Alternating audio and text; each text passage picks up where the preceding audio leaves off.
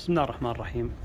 البعض يعاني من الصوت هذا مع تسكيرة الباب، اللي هو الصوت المزعج هذا، اهتزاز الستيل هذا، أو الإكسان يكون مع الديكورات هذه سواء قص الأزر أو النقشات القديمة الألماني.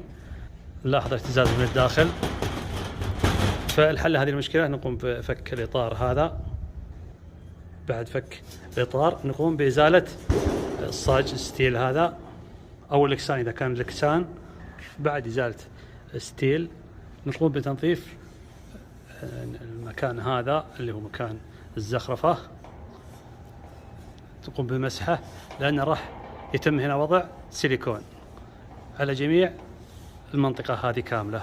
بعد كذا نجيب سيليكون يكون أصلي ألماني شفاف، وتضعه في المنطقة هذه على جميع الزخرفة هذه. طبعا يكون بنفس مقاس الرأس الأصلي، ما تقصه، نجي تكون وضع السيليكون خفيف هنا، ما يكون عريض، من أجل ما يزود مع الضغط الستيل. فتضع السيليكون في كامل المنطقة هذه جميع الزخرفة. بعد ما تم وضع السيليكون على كامل الزخرفة بالشكل هذا، يتم تنظيف الصاج اللي هو الستيل هذا وتركيبه. تم وضع ستيل مكانه، وقبل تركيب الإطار هذا أيضا يتم تنظيف المنطقة هذه، وضع سيليكون هنا. يتم وضع السيليكون بالشكل هذا على كامل الإطار.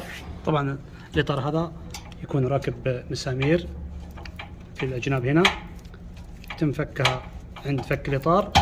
بعد كذا يتم تركيب المسامير بعد تركيب الإطار. بعد تركيب الإطار لاحظ الآن اختفاء الصوت نهائيا، ما في صوت إزعاج أو اهتزاز للستيل. أيضا من الخارج ما في أي صوت.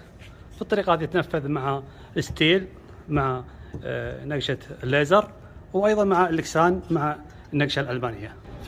بنفس الطريقة في النقشة الألماني يتم وضع السيليكون هنا في الخلف بعد فك الإكسان.